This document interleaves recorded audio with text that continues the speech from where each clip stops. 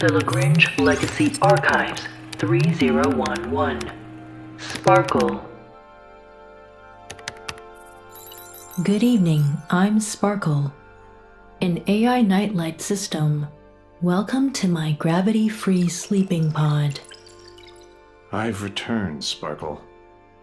The exploration team that we lost contact with last month returned to the camp 2 days ago, but they brought nothing back with them. What's worse, even more chaotic space warping parameters have changed the coordinates of ruins again, and the records of celestial movements have deviated from our predictions. It's like the rules don't apply in this cluster. At least they've returned. Maybe they'll make new discoveries next time. In fact, I don't need any consoling. I just need to let it out.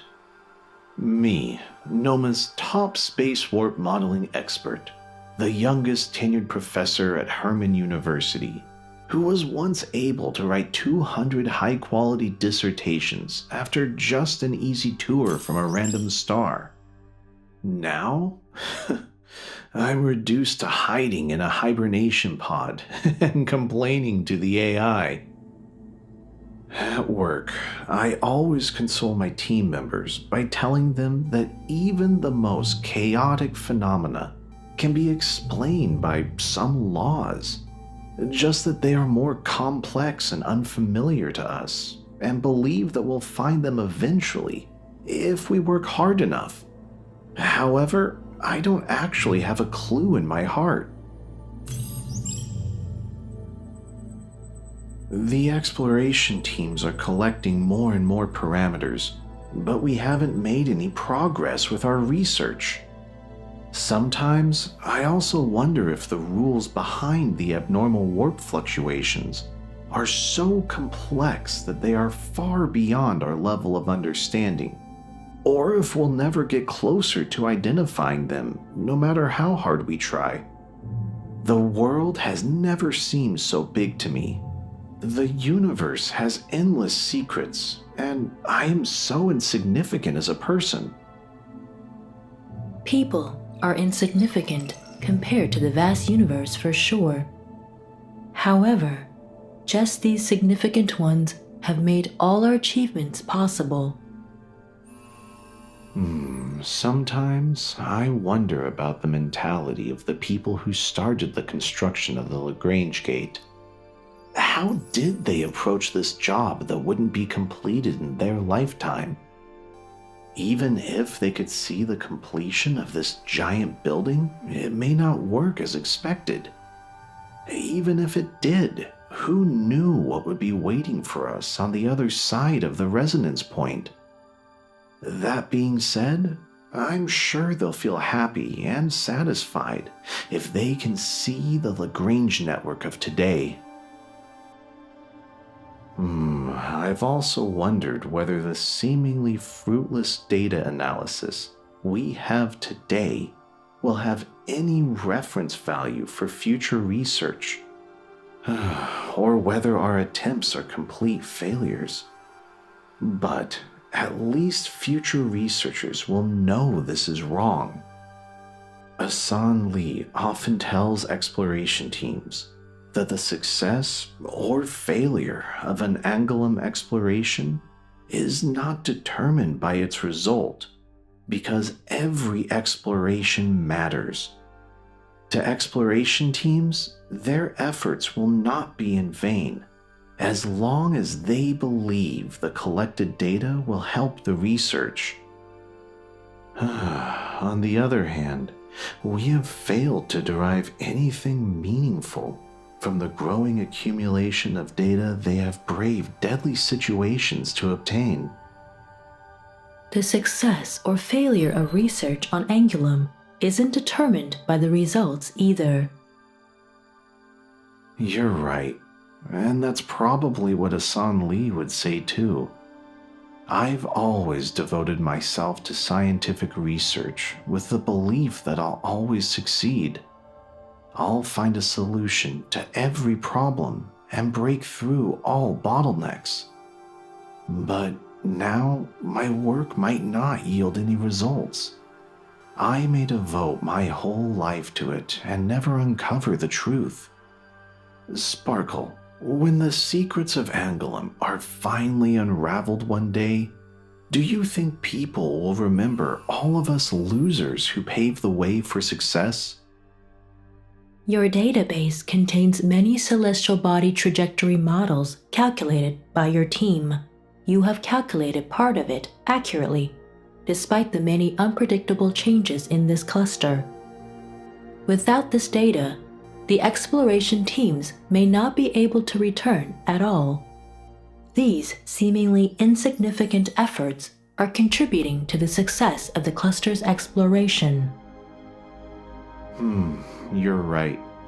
I didn't devote myself to scientific research to be remembered, nor did I overcome difficulties for success. I have done all this because I grew up looking at the Stargate being built piece by piece in my hometown. I know that the Lagrange network of today is made possible by the accumulated efforts of insignificant people. Even if my achievements are insignificant, I believe every little bit counts, and that my work will contribute to the future of the Lagrange network. I think you're right. Thank you for listening to me. Now, I have nothing more to say. Good night. May you sleep well.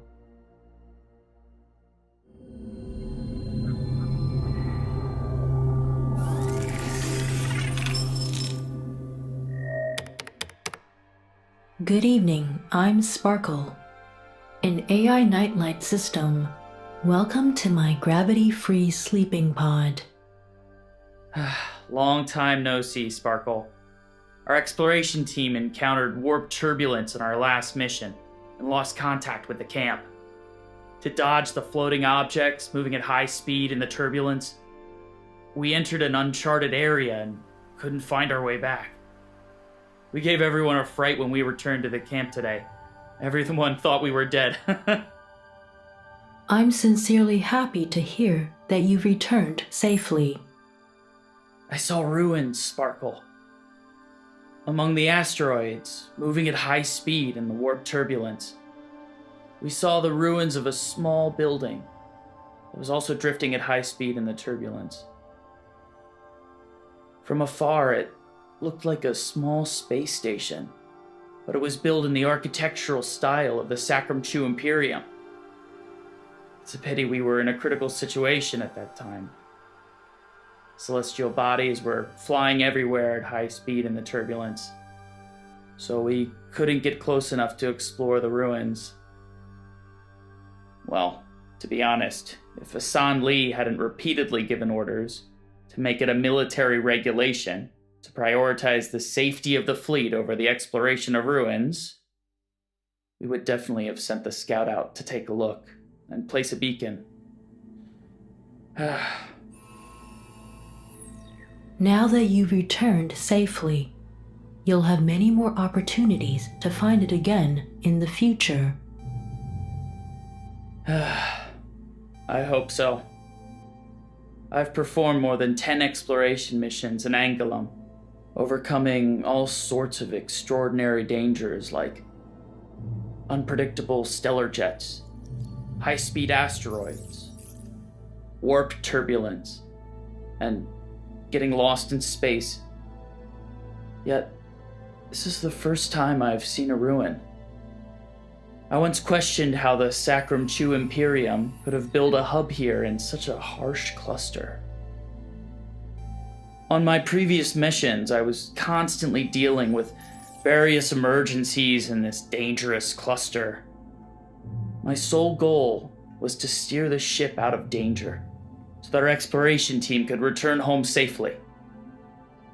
After seeing the ruins of the building this time, the cluster now seems different to me. It's like I'm attracted by something in the darkness.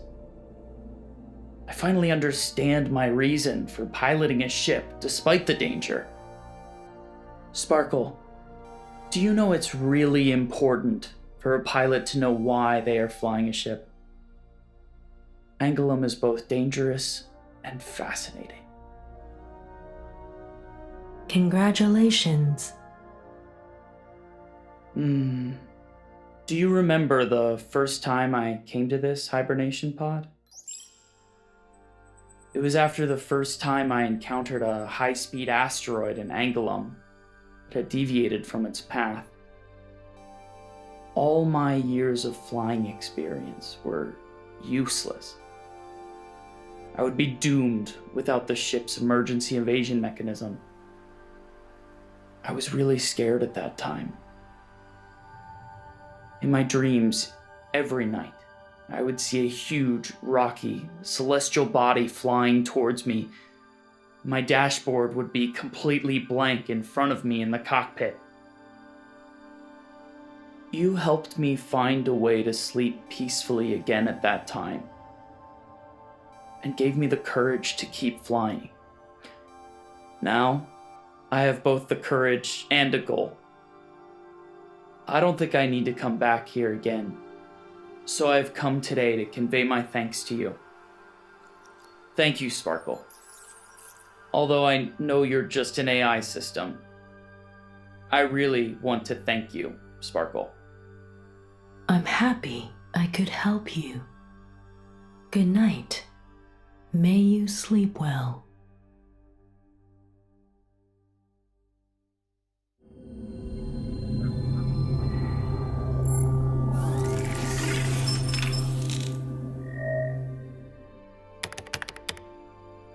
Good evening, I'm Sparkle, an AI nightlight system. Welcome to my gravity-free sleeping pod. Sparkle, do you think gemstones are inherently valuable or only became valuable after they were discovered by people? About this question, your system wasn't designed for this kind of question, right? It doesn't matter. Just say anything, and I won't take it seriously either. Okay.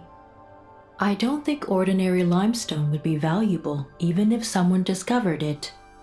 However, a piece of high-purity trojite crystal is valuable once it has been discovered. The only difference in these two cases is the gemstone itself and not the event of being discovered. Therefore, my answer is that gemstones are inherently valuable. What if there are two identical pieces of trojite crystal, and one was discovered and used to extract element 688, while the other piece was never discovered until the end of time, assuming space and time end somewhere? In this situation, do these two pieces of ore still have the same value? In this case, it seems that the ore that was discovered is valuable. Okay, let me ask you another question. If there is a precious gemstone, but it may be seriously damaged in the process of excavating it, should this gem still be excavated?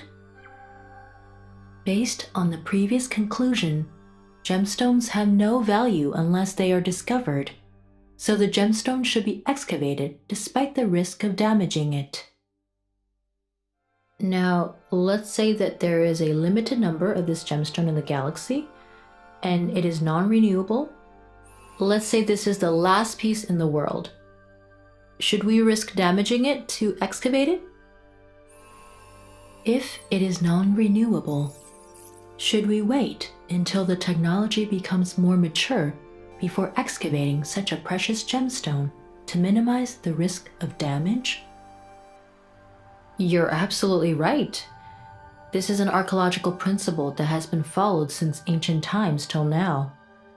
But what if the risk of damage is something that can't be overcome with technology, and there is a pressing need to exchange this gemstone for better development? I think the value of a non-renewable resource lies in its history, but the future is more important to people. Sparkle, you're not a very rational system. Your answer keeps changing. Yes, I am a sleep aid system developed by a psychologist, and logical analysis is not my primary function. I only deliver answers that make people calm and relaxed. Thanks, I do feel a lot calmer now. Well then, good night. May you sleep well.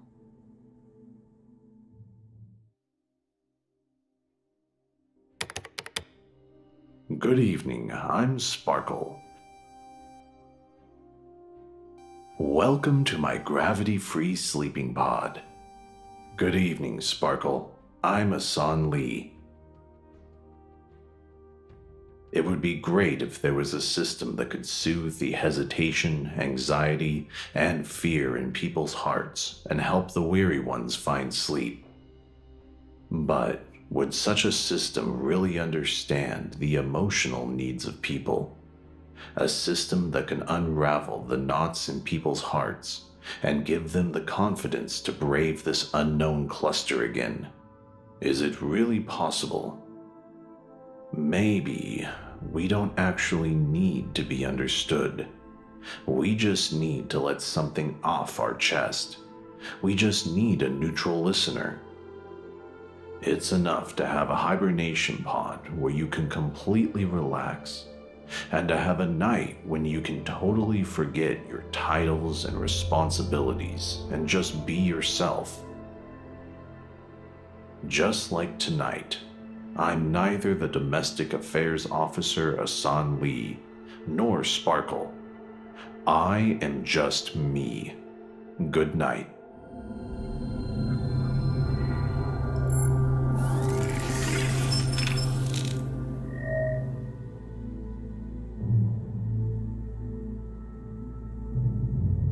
Good night. May you sleep well.